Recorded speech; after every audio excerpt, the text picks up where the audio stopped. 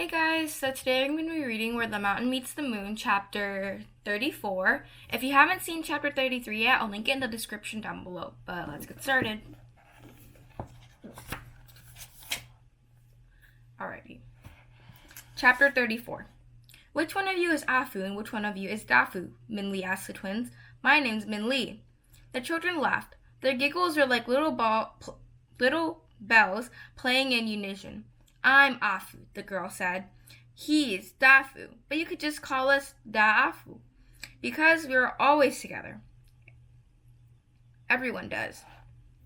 Minli sighed. The exhaustion from the long night of worry had made her feel heavy and clumsy, but the children's happiness seemed to carry her. Their every word seemed to mix with merriness. Their laughter pushed her forward, the cheerful yellow patch in the distance. And as they approached the spot, Minli realized that the yellow was flowers.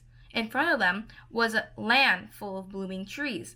The trees were heavy with bright blossoms, and as the wind blew through the branches, golden flowers showered down like rain. As they reached the trees and breathed in the spicy scent of flowers, Minli gasped. It's beautiful, she said.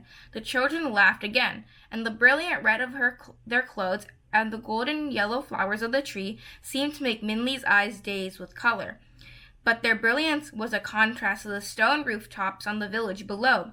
The homes looked as though they had to be hewed from the cold, harsh rock of the mountain. And Minli saw the flowering trees were the only thing that grew easily from the unforgiving rough soil. The boy saw Minli's gaze. That's our home, he told her. The village of the Moonrain? The village of the Moonrain, Minli asked. That's a strange name. Why isn't your village named after the flowering trees? It is, Dafu said. The story of the village of the Moonrain. Over 100 years ago, when our ancestors were first brought here, the land of the village was barren and gray.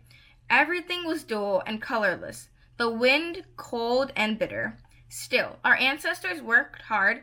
They built a house out of the mountain stone, sewed warm, wadded cotton jackets, and planted seeds in the hard dirt. But despite their efforts, the land refused to bear a single plant or flower. However, even though it looked hopeless, our ancestors continued to work. Then, one night, when the moon was big and round, the air filled with strange fluttering sound, our ancestors thought that a great storm was coming and rushed inside. And the great storm was coming. With a crash, raindrops seemed to fall from the sky. But that was strange rain it was. But what strange rain it was.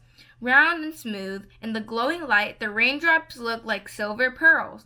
And when they touched the ground, they disappeared. It's raining pearls, our ancestors said to each other. Jewels from the moon? And they rushed out with baskets and bags, catching what they could from the strange storm. Magically, when the raindrops were caught, they didn't disappear, and soon their baskets and bags were full. But in the morning, our ancestors saw that the drops were not pearls or jewels. In the sunlight, they saw that they were really seeds, but no one knew what kind of seeds they were. Curious, they planted them in the hard earth. And when the full moon rose that night, the strange rain fell again as well. This time, our ancestors were not fooled and watched the drops disappear.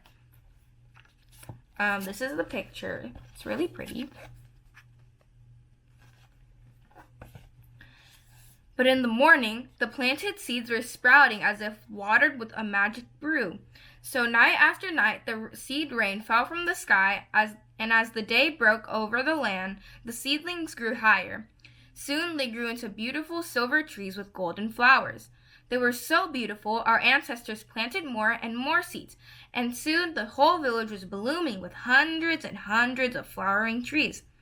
And since then, our home has been called the Village of Moonrain. We plant new seeds every day and every night. The moon rain falls, and every morning a new seedling sprouts. Maybe in the other 100 years, all the stony land will be covered with trees, and the mountain will soon be as golden as the moon. So these seeds rain from the sky every night? Minli asked. Well, every night there is a moon, the girl said. That is what we call it. That is why we call it moon rain. And you don't know why? Minli asked. Even though she was tired, she could not help but being curious. Both children shook their heads, and before Minli could ask more questions, the boy pointed. Minli followed his hand with crimson gate doors painted with a cheerful greeting. "We're here!" he cried. "Come on, we're home!" Alright, that was the end of chapter 34. I hope you guys liked the video. Be sure to give it a like, subscribe down below, and stay tuned for chapter 35. Bye!